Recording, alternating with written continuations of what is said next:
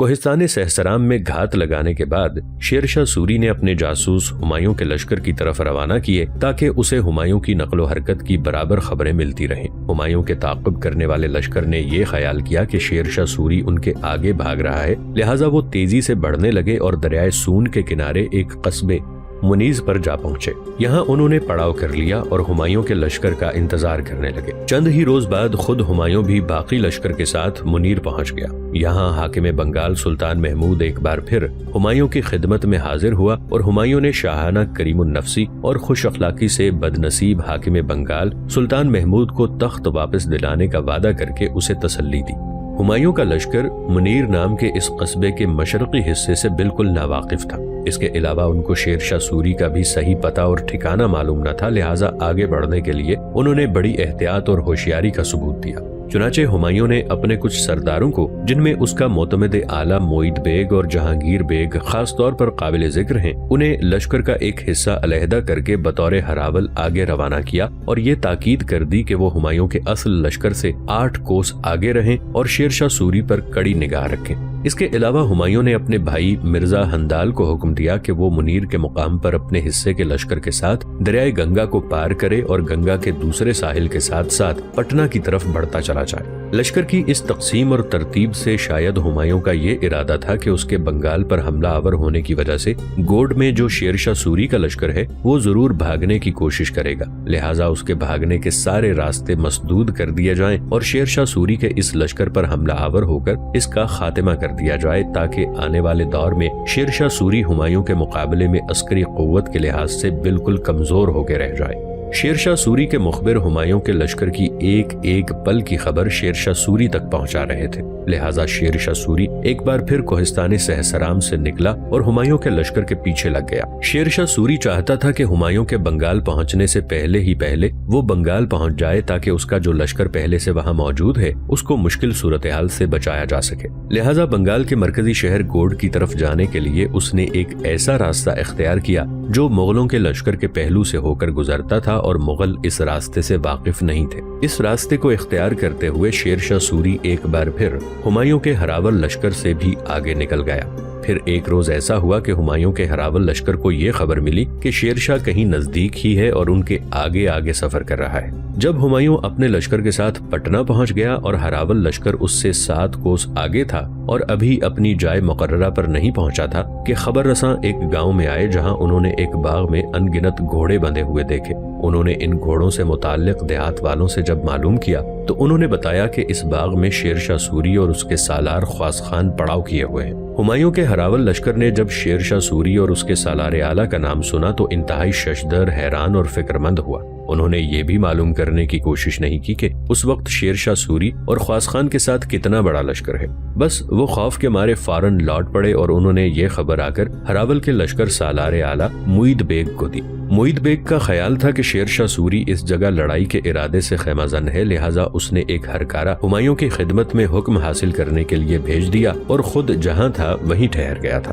ताहम उसने शेरशाह का पता लगाने के लिए अपने जासूस रवाना कर दिए।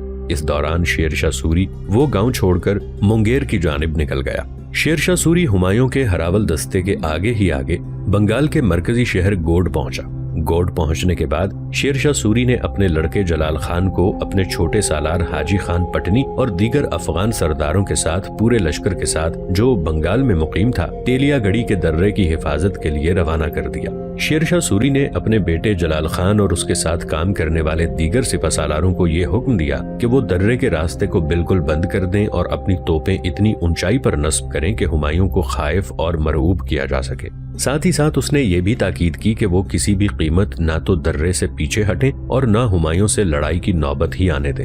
हुमायूं भी अपने लश्कर के साथ बड़ी तेजी से सफर करता हुआ गंगा के जनूबी किनारे पर तेलिया गढ़ी से 23 मील के फासले पर पहुंच गया। फिर उसने जहांगीर कुली बेग की सरबराही में एक लश्कर आगे रवाना किया। इस लश्कर को इसने हुक्म दिया कि तेलिया गढ़ी के दर्रे पर कब्जा कर लिया जाए ताकि हुमायूं का लश्कर इस दर्रे में से महफूज तौर पर गुजरकर बंगाल के मरकजी शहर गोड की तरफ पेशकदमी कर सके। लेकिन जब मुगल लश्कर ने देखा कि मौके पर उससे पेशतर ही शेरशाह सूरी के बेटे जलालुद्दीन ने अपने लश्कर के साथ कब्जा कर रखा है और बुलंदी पर तोपें नस्ब कर रखी हैं। हुमायूं के इस लश्कर ने बड़ी ही बददिली से शेरशाह सूरी के बेटे के लश्कर पर हमला किया, लेकिन इस जंग में शेरशाह के बेटे जलाल खान ने हुमायूं के इस लश्कर को बदतरीन शिकस्त दी। इस तरह हुमायूं का वो लश्कर तेलिया गढ़ी से भागकर वापस चला गया। हुमायूं के इस शिकस्त खुर्दा लश्कर ने दर्रे के सामने जरा पीछे हटकर खैमे गाड़े और अपना पड़ाव कर लिया। दूसरी जानिब शेरशाह सूरी के बेटे जलाल खान ने हुमायूं के इस लश्कर पर हमला आवर होने का इरादा कर लिया। दूसरे सालारों ने जलालुद्दीन को ये कहकर मना किया कि शेरशाह सूरी ने तो इसको महज दर्रे की हिफाजत के लिए मुकर्रर किया है, न कि जारहाना लड़ाई का खतरा मूल लेने के लिए। इस पर जलाल खान ने उनकी बात न मानी। उसने 1000 घुड़सवार तो दर्रे की हिफाजत के लिए छोड़े, बाकी लश्कर को लेकर वो हुमायूं के इस लश्कर पर हमला आवर हुआ। दर्रे से हटकर दोनों लश्करों के दरमियान होलनाक और सख्त जंग हुई। इस जंग में जलाल खान ने हुमायूं के लश्कर को बदतरीन शिकस्त दी। हुमायूं को जब अपने इस लश्कर की शिकस्त का इल्म हुआ तो उस लश्कर की मदद के लिए उसने कुछ और दस्ते रवाना कर दिए। ये दस्ते दूसरे रोज अलसुबह उस जगह पहुंच गए जिस जगह एक रोज पहले जलाल खान के साथ जंग हुई थी। नए आने वाले लश्करियों ने अपने लश्कर के घोड़े बांधे, उन्होंने जरा बख्तर खोल दिए, घोड़ों की जीनें भी उतार दी। सफर के बायस वो थके हुए थे, लिहाजा बेखबर होकर आराम करने लगे। इसके बरक्स ठीक दोपहर के वक्त शेरशाह सूरी का बेटा जलाल खान एक बार फिर दर्रे से निकला और हुमायूं के लश्कर पर झपटा। हुमायूं के चंद सिपाही जिनके घोड़े करीब ही थे सवार होकर लड़ाई के लिए आमादा हुए, लेकिन अक्सर इस अचानक हमले से हवासबाख्ता होकर भाग खड़े हुए। इस जंग में भी जलाल खान ने हुमायूं के इस लश्कर को बदतरीन शिकस्त दी और इस लश्कर के तमाम खैमे, असबाब, घोड़े, हाथी, जंगी सामान जलाल खान के हाथ आया। इस जंग में चंद एक दस्तों को छोड़कर बाकी सारी सिपाह को शेरशाह सूरी के बेटे जलाल खान ने मौत के घाट उतार दिया। हुमायूं के लश्करियों पर जलाल खान की फतह गो शेरशाह सूरी की हुक्मदूली करके ही हासिल हुई थी, मगर इसका अखलाकी असर बहुत ही जबरदस्त हुआ। शेरशाह सूरी के लश्करियों की इब्तदाई कामयाबी ने उनकी हिम्मत और खुद एतमादी में रूह फूंक दी। अब उनकी निगाहों में न सिर्फ ये कि हुमायूं की फौज का गलबा खत्म हो गया था, बल्कि हुमायूं का खौफ भी उनके दिलों से जायल होता चला गया था। शेरशाह सूरी और ख्वास खान ने विंध्याचल के कोहिस्तानी सिलसिले से बंगाल के मरकजी शहर गोड की तरफ कूच किया था। इससे अगले रोज राजकुमारी गंगा और ओमा दोनों सुबह का खाना खाने के बाद जब फारिग हुई तो उनके खैमे के बाहर जो पहरेदार हिफाजत के लिए खड़े रहते थे उनमें से एक मुहाफिज खंगारता हुआ खैमे के दरवाजे के करीब नमूदार हुआ। राजकुमारी गंगा ने गौर से उसकी तरफ देखा और पूछा कि क्या तुम्हें हमसे कोई काम है? इस पर वो मुहाफिज कहने लगा कि एक शख्स राजकुमारी गंगा आपसे मिलना चाहता है। वो अपना नाम फिदाई खान बताता है। फिदाई खान का नाम सुनते ही राजकुमारी गंगा अपनी जगह पर उठ खड़ी हुई। उस मुहाफिज की तरफ देखते हुए कहने लगी, फिदाई खान को बाहर मत रोको, उसे फौरन मेरे पास भेजो। इसके साथ ही वो मुहाफिज हट गया। थोड़ी ही देर बाद खाना बदोश कबीले का सरदार फिदाई खान दरवाजे पर नमूदार हुआ और अपने सर को किसी कदर खम करके पूछने लगा, राजकुमारी क्या मैं अंदर आ सकता हूँ? राजकुमारी गंगा और उसके साथ ओमा दोनों ही फिदाई खान की आमद का सुनकर अपनी जगह पर खड़ी हो गई थी। राजकुमारी गंगा ने मुस्कुराकर फिदाई खान की तरफ देखा और कहा, फिदाई खान मेरे मोहतरम, आप दरवाजे पर क्यों रुक गए? यहाँ मेरे सामने आकर बैठे, मैं आपसे बहुत कुछ पूछना चाहती हूँ। इस पर फिदाई खान आगे बढ़ा। राजकुमारी गंगा और ओमा बैठ गईं। फिदाई खान भी उनके सामने बैठ गया। फिर गुफ्तगू का आगाज फिदाई खान ने ही किया। राजकुमारी गंगा, ख्वास खान के कुछ लश्करी मेरी तरफ गए थे। उन्होंने मुझे ये पैगाम दिया कि राजकुमारी गंगा ख्वास खान के लश्कर में है और वो किसी इंतहाई अहम सिलसिले में मुझसे गुफ्तगू करना चाहती है। बस इसी सिलसिले में आपकी खिदमत में हाजिर हुआ। इस पर फिदाई खान को मुखातिब करते हुए राजकुमारी गंगा ने पूछा, फिदाई खान, आप ये जानते हैं कि मेरा स्वयंवर रचाया गया था? इस पर फिदाई खान कहने लगा, हाँ राजकुमारी, मैं जानता हूँ, तुम्हारा स्वयंवर रचाया गया था और इस स्वयंवर के 3 हिस्से थे। राजकुमारी गंगा ने फिर पूछा, फिदाई खान, तुम्हें ये तो खबर होगी कि एक निकाब पोश मेरे इस स्वयंवर में हिस्सा लेता रहा? फिदाई खान ने गौर से गंगा की तरफ देखा और जवाब दिया, हाँ राजकुमारी, मैं जानता हूँ। और फिर शायद आप ये भी कहना पसंद करेंगी कि उस नकाब पोश ने आपके स्वयंवर के 3 हिस्से बड़े एहसन और सही तरीके से जीते, और आखिरी स्वयंवर जीतने के बाद जब आपने उससे उसका नाम और पता और रिहाइश पूछी तो वो ये कहकर आपसे रुखसत हो गया कि वो आपको नापसंद करता है।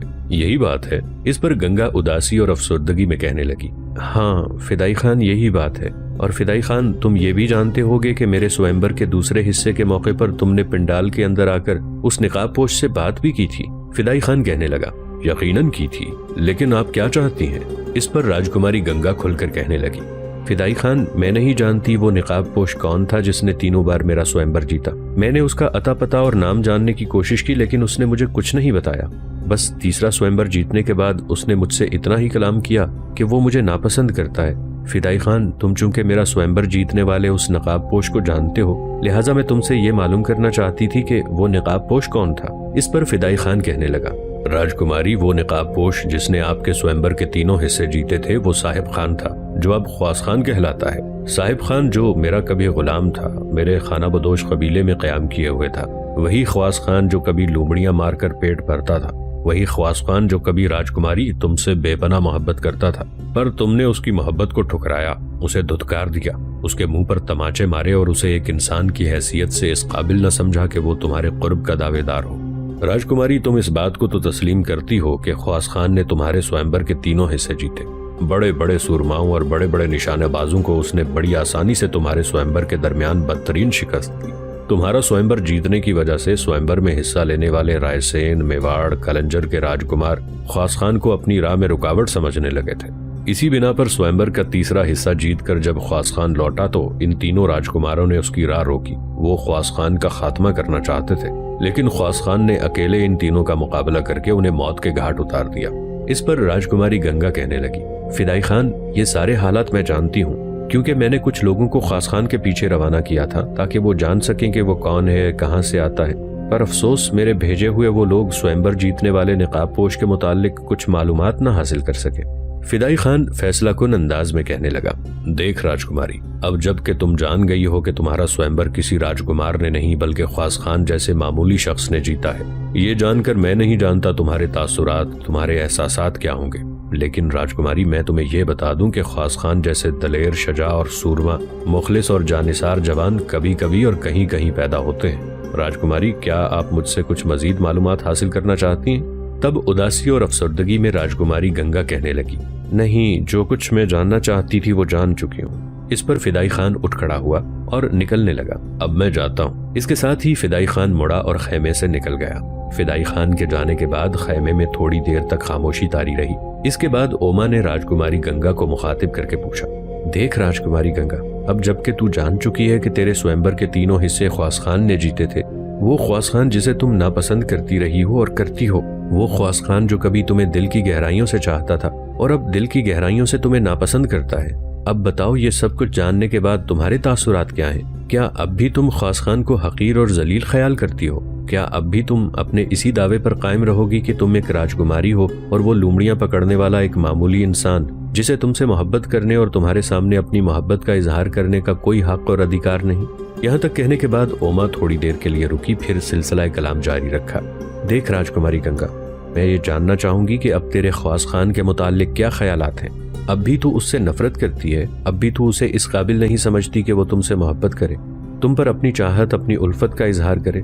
جواب میں راجکماری گنگا نے کہا، دیکھ اوما، اب حالات اور ہیں، اب خواص خان معمولی انسان نہیں ہے، اس میں کوئی شک نہیں کہ کبھی وہ لومڑیاں پکڑ کر اپنی زندگی گزر بسر کرتا تھا، اس میں بھی کوئی شک نہیں کہ میں نے اس سے نفرت کی تھی، اس کی بے عزتی کی تھی، اس کے منہ پر تمانچے مارے تھے، لیکن اب سب کچھ تبدیل ہو چکا ہے۔ اب خواص خان لومڑیاں پکڑنے والا نہیں بلکہ شیر شاہ سوری کا سپہ سالار اعلیٰ، بلکہ یوں جانو کہ شیر شاہ سوری نے اب اسے بیٹا بنا رکھا ہے، پھر اب وہ کیسے معمولی اور کمتر انسان ہے؟ اس پر اوما نے کہنا شروع کیا، دیکھ راجکماری گنگا، میں نے تم سے یہ نہیں پوچھا کہ اب وہ کمتر انسان ہے یا برتر، جب تمہیں خبر ہو گئی ہے کہ تمہارے سوئمبر کے تینوں حصے خواص خان نے جیتے ہیں، اب جب کہ تم یہ جان چکی ہو کہ تمہارے سوئمبر کے تینوں حصوں میں بڑے بڑے سورماؤں، بڑے بڑے نشانہ بازوں کو خواص خان نے ہی شکست دی تھی، تو خواص خان کے متعلق اب تمہارے کیا تاثرات، کیا احساسات، کیا جذبات ہیں؟ اس پر راجکماری گنگا تھوڑی دیر کے لیے خاموش ہو گئی، پھر کہنے لگی، اوما، سب سے پہلی بات تو یہ ہے کہ اب تو میری لونڈی نہیں، میری بہن ہے، اس لیے کہ خواص خان تمہیں بہن کہہ چکا ہے، اس ناطے سے اب میں بھی تمہیں بہن کہوں گی۔ جہاں تک تمہارے اس سوال کا تعلق ہے کہ خواص خان سے متعلق میرے احساسات اور جذبات کیا ہیں، تو میں تم سے کہوں گی کہ اس میں کوئی شک نہیں کہ سوئمبر جیتنے سے پہلے میں خواص خان کو، جبکہ وہ صاحب خان تھا، ناپسند کرتی تھی۔ جس وقت اس نے شیر شاہ سوری کے مسلح جوانوں کے ہاتھوں میری عزت، میری جان بچائی تھی، اس وقت گو اس نے مجھ پر بہت بڑا احسان کیا تھا اور میں اس کی ممنون اور شکر گزار تھی، لیکن علیحدگی میں لے جا کر جب اس نے مجھ سے اظہار محبت اور چاہت بھرے الفاظ کہے، تب میں غضبناک ہوئی اور اس سے ناروا سلوک کیا۔ اس وقت میں یقیناً اسے ناپسند کرتی تھی، اس لیے کہ اس وقت اس کی کوئی حیثیت نہیں تھی۔ وہ لومڑیاں پکڑ کر گزارا کرتا تھا اور میں اس وقت اسے نیچ کمتر خیال کرتی تھی۔ ایک راجکماری کی حیثیت سے اس وقت میں سمجھتی ہوں میرے خیالات کسی حد تک بھٹکے ہوئے تھے۔ دیکھ ہوما میری بہن، اب معاملہ اور ہے۔ اب صاحب خان خواص خان بن چکا ہے اور شیر شاہ سوری کے لشکروں کا سالار اعلیٰ ہے۔ یہی نہیں بلکہ شیر شاہ سوری نے اسے اپنا بیٹا بنا رکھا ہے، اور مزید مستضات یہ کہ اس نے ایک نقاب پوش کے بحث میں میرے سوئمبر کے تینوں حصے کمال درجے کو چھوتے ہوئے جیتے۔ میں خود بھی گزشتہ کئی ماہ سے اس نقاب پوش کی تلاش اور جستجو میں تھی جس نے میرا سوئمبر جیتا تھا۔ گو وہ نقاب پوش مجھے ٹھکرا کے جا چکا تھا، لیکن اس کی جیت کی وجہ سے میں غائبانہ طور پر اسے پسند کرنے لگی تھی، اس کی محبت میں گرفتار ہو گئی تھی۔ دیکھ، یہ جان کر کہ میرا سوئمبر جیتنے والا خواص خان ہے، میری اس محبت، میری اس چاہت میں کوئی فرق نہیں آیا۔ دیکھ ہوما، اب میری محبت اور چاہت کا مرکز یہ خواص خان ہے۔ اوما میری بہن، میں مزید کھل کے یہ کہوں گی کہ خواص خان نے میرا سوئمبر جیت کر میرے آدرج کے سارے پرانے اور قدیم بت توڑ دیے ہیں۔ اب لومڑیاں پکڑنے والا وہی صاحب خان میرے لیے سبک آکاش تلے اور بے کنار پھیلی دھرتی پر نادر و کامیاب لمحوں جیسا قیمتی، زیبائی فطرت جیسا عظیم اور صدیوں کے آئینے میں انسانی عظمتوں کے امین جیسا صاحب عزت ہے۔ اب وہ میرے سربستہ ہونٹوں کا نطق، میری محبت سے بھرپور بید کا رازداں اور میری رگ و جان کا خون ہے۔ اس کے بغیر زندگی بسر کرنا میرے لیے ایسے ہی ہے جیسے گلاب سے محروم فصل گل، جیسے کتاب سے محروم فکر و فن، جیسے سراب سے محروم کوئی صحرا، جیسے خواب سے محروم کوئی چشم خوباں، جیسے جواب سے محروم کوئی نامہ بر، جیسے حجاب سے محروم کسی دوشیزہ کا حیا۔ اب میری سوچوں کے پیمانے بدل گئے ہیں، میرے احساسات کے لمس کی لذتیں تبدیل ہو گئی ہیں۔ میں نے اپنی جھوٹی انا اور پندار کے برسوں کے کواڑ کھول دیے ہیں۔ اب میں سمجھتی ہوں خواص خان میرے جذبوں کی بے بسی کا مداوائے غم اور میری تیرہ شبی کا چراغ روشن ہے۔ اوما میری بہن، خواص خان کی محبت نے اب مجھے شکستگی انا سے دوچار کر دیا ہے۔ خواص خان میرے سانسوں کے خیموں کا اب راجکمار ہے۔ وہ میری آنکھوں میں لکھی پہیلیوں کا جواب، میرے سینے میں الفاظ کے شور اور لبوں کے سناٹے کے ڈھیر کا محرک ہے۔ یہاں تک کہنے کے بعد راجکماری گنگا خاموش ہو گئی۔ اوما بڑے خوشکن انداز میں اس کی طرف دیکھے جا رہی تھی۔ اوما نے اندازہ لگایا کہ یہ ساری گفتگو کرتے ہوئے راجکماری گنگا رنگ سمیٹتی تتلیوں، انوکھی اچھوتی تحریروں، خوشی کی نئی بساط جیسے شاداں و فرحاں ہو رہی تھی۔ اس موقع پر اوما نے بات کا رخ اور پہلو بدلا اور راجکماری گنگا کو مخاطب کر کے کہا، دیکھ گنگا میری بہن، مجھے یہ جان کر تو ازحد اور انتہا درجے کی خوشی ہوئی ہے کہ اب تو میرے بھائی خواص خان سے نفرت نہیں محبت کرتی ہے، اور یہ کہ تو نے تسلیم کیا ہے کہ اس کی محبت نے تیرے جذبات کے بند کواڑ توڑ دیے ہیں، تیری جھوٹی انا کو شکستہ کیا ہے۔ پر دیکھ میری عزیز بہن، کبھی معاملہ یہ تھا کہ صاحب خان یعنی خواص خان تجھے ٹوٹ کر پیار کرتا، اس کے جسم کا ہر عضو تیری محبت اور تیری چاہت میں ڈوبا ہوا تھا، پر تو نے اس کے منہ پر تماچے مارے، اس سے نفرت کا اظہار کیا۔ اس کے بعد میں سمجھتی ہوں اس نے تمہاری محبت کو انتہا درجے کی نفرت میں تبدیل کر لیا ہے۔ اب جب کہ تو اس کے سامنے جائے گی اور اس سے محبت کا اظہار کرے گی تو مجھے خدشہ اور ڈر ہے وہ تیری محبت کا جواب محبت سے نہیں دے گا۔ اوما کے ان خدشات کے باعث راجکماری گنگا تھوڑی دیر کے لیے سلگتی جلتی دوپہر، افسردگی کی چھاؤں اور تنہائیوں کے دشت اور بیگانگی کے کنویں جیسی ویران اور سنسان ہو گئی۔ پھر اس نے فوراً ضبط کی چادر اوڑھ لی اور چہرے پر بشاشت لاتے ہوئے کہنے لگی، اوما میں جانتی ہوں خواص خان کی طرف سے اب مجھے ایسے ہی سلوک کا سامنا کرنا پڑے گا، لیکن میں حوصلہ نہیں ہاروں گی۔ اب میں ہر صورت میں خواص خان کو حاصل کر کے رہوں گی، اس لیے کہ وہ میری محبت کا مرکز ہے۔ میں ان کے قریب تر رہتے ہوئے ان کی خدمت کرنے کی کوشش کروں گی اور ان کے دل میں اپنی محبت کے سوئے ہوئے در و بام کو اجاگر کروں گی اور ان کے دل میں اپنی محبت کے پھول مہکا کے رہوں گی۔ مجھے امید ہے کہ میں اپنے مقصد میں کامیاب اور کامران رہوں گی۔ یہاں تک کہنے کے بعد راجکماری گنگا اپنی جگہ پر اٹھ کھڑی ہوئی۔ پھر وہ اوما کی طرف دیکھتے ہوئے کہنے لگی، دیکھ اوما تو یہیں بیٹھ، میں اکیلی خواص خان کے خیمے میں جاتی ہوں اور راضی کرنے کی کوشش کرتی ہوں۔ میں خواص خان کے پاؤں پر گر جاؤں گی، ان سے معافی مانگ لوں گی، ان کے آگے ہاتھ جوڑوں گی، جس طرح بھی مجھے راضی کرنا پڑا ہر صورت انہیں راضی کروں گی۔ تو یہیں رہ، میرے ساتھ نہ جانا، اس لیے کہ تیری موجودگی میں شرم کے باعث اور حجاب کی وجہ سے نہ میں صحیح طرح سے معافی مانگ سکوں گی، نہ ان سے کوئی بہتر انداز میں التجا کر سکوں گی۔ راجکماری گنگا کی اس گفتگو سے اوما کے چہرے پر مسکراہٹ نمودار ہوئی اور وہ کہنے لگی، ہاں تو ٹھیک کہتی ہے، جا دیر مت کر، وقت ضائع مت کر، پتہ نہیں حالات اس کے بعد کیسا پلٹا کھائیں۔ تو میں سمجھتی ہوں تجھے فی الفور کوشش کر کے خواص خان کا قرب حاصل کر لینا چاہیے۔ جو ہی راجکماری گنگا دروازے کی طرف بڑھی، دروازے پر خیمے کے پاس پہرا دینے والے محافظ نمودار ہوئے اور 2-3 بار کھنگارنے کے بعد ایک کہنے لگا، راجکماری گنگا، لشکر کے سالار ہیبت خان آپ سے ملنا چاہتے ہیں۔ اس محافظ کے ان الفاظ پر راجکماری گنگا نے چونک کر اوما کی طرف دیکھا اور پوچھا، اوما میری بہن، اس ہیبت خان کو مجھ سے کیا کام ہو سکتا ہے؟ یہ مجھ سے کیوں ملنا چاہتا ہے؟ آخر وہ نہ مجھے جانتا ہے نہ میں اسے پہچانتی ہوں، پھر کیوں مجھ سے ملنا چاہتا ہے؟ اس موقع پر خیمے کے باہر سے ایک آواز آئی، راجکماری گنگا میری بہن، میں ہیبت خان تمہارے خیمے کے باہر کھڑا ہوں۔